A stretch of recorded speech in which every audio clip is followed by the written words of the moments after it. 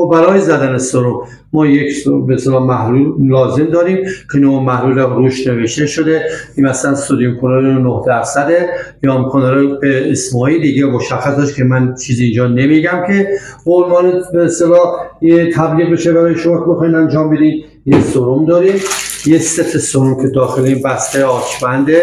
من میام ست سرم پوشش رو پاره میکنم و اقدام به خارج کردن اون ست سرمی که داخل این پوشش قرار داره انجام میدم و به این صورت اقدام به باز کردن. ببینید الان هنوز استریله، چون این سرپوش باز نشده، چون این سرپوش باز نشده. پس من برای زدن سرم میام ابتدا روی سر سرم با پنبه الکل گندزدایی یا استریل بکنم.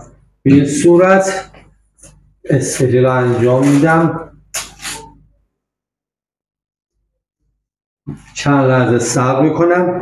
این قسمت رو، این در پوشش رو در میارم، دست به اینجا نمیزنم، اینو میام کاملا در داخل قسمت خود بعضی سوراخ داره، بعضی به یه حالت قرار میدم. ببین حرکت باش بازی نمیکنم، مستقیم که این داخل ببرم آماده هست برای تزریق کردن.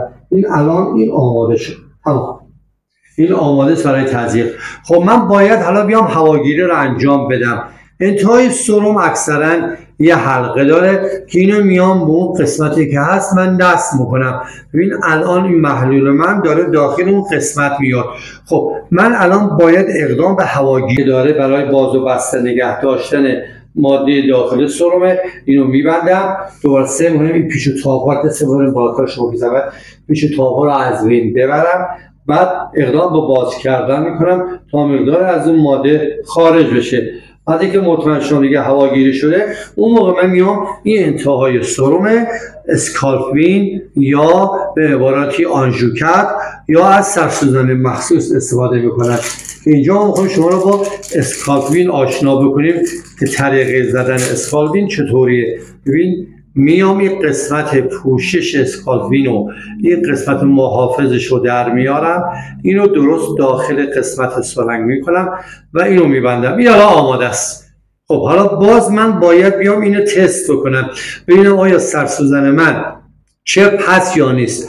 پس باز میام دوباره این پوشش روی اسکالپین یا همون به سرنگ پروانه را باز میکنم. باز دوباره این قسمت تنظیم قطرات سرم را باز میکنم. ببین الان مشخصه که چپ نیست و هواگیری شده.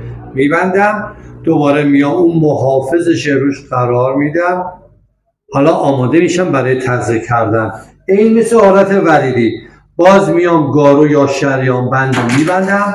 بعد رگ رو خوب شناسایی کردم، میام محل رو گندزدایی میکنم با پنبه الکل. باز محل اقدام به گندزدایی میشه. همون کاری که ما برای وریدی انجام دادیم برای سرم زدن میتونیم انجام بدیم. حالا من میام این پروانه ها را با انگشت شست و سبابم به این صورت میگیرم. به این صورت پروانه را میگیرم که برای تزریق زدن راحت تر باشه. سرسوزن رو در میارم. باز قسمت اون اوریب یا قسمت شکاف این سرسوزن باید به سمت بالا باشه. این کاملا ببین با زاویه 15 درجه میبرم داخل عضله، باز میکنم، چند تکه چسب میارم. این قسمت اینا به اصطلاح مهار میکنم. قبلا هم چسب رو آماده کردم، میذارم روی قسمت.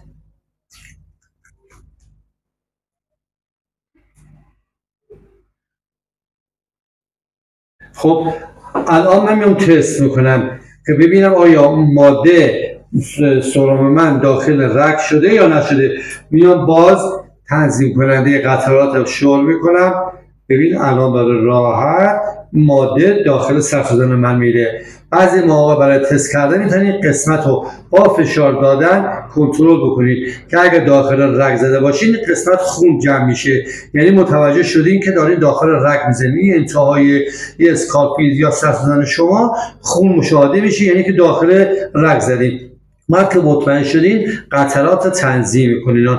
باز گفتم چون کار تو منزل با انجام پزشک دستور میده که مثلا در 1 دقیقه 20 قطره، 30 قطره، هر چی که پزشک تصمیم بده اینو تنظیم میکنین. اینجا قطرات رو ببین میشمارین که اقدام به زدن میکنین، مشخص میشه که چطوری داری کار رو انجام میده. میشه طریقه سرم زدن. وقتی تمام محلول خارج شد من میام اقدام به درآوردن به اصطلاح اسکالپین یا سرسوزن میکنم.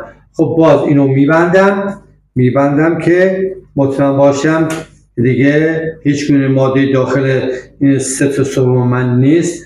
دست اینجا قرار میدم، چسب‌ها رو باز میکنم، پنبه الکلی که قبلا آماده کردم میام در این ناحیه قرار میدم و اقدام به خارج کردن سرسوزن میکنم. نیاز به ماساژ دادن نیست. چند لحظه صبر میکنم و تزریق به راحتی انجام میشه.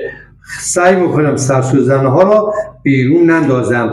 در یک جعبه به نام سیفی باکس بهش میگن اینجا قرار میدم و که به اصطلاح سرسوزن آلوده کسی باش در تماس نباشه. داخل یه ظرفی داخلی به اصطلاح کلاسیک محافظه‌داری قرار میدم و بعد اقدام به خارج کردن اون از محل تزریق میکنم. این شد طریقه زدن سرم که تدرن. بازم خواهشم تاکید دارم به هیچ عنوان داخل منزل اقدام به زدن سرم یا تزریقات نکنید. حتما به درمانگاه ها مراجعه کنید.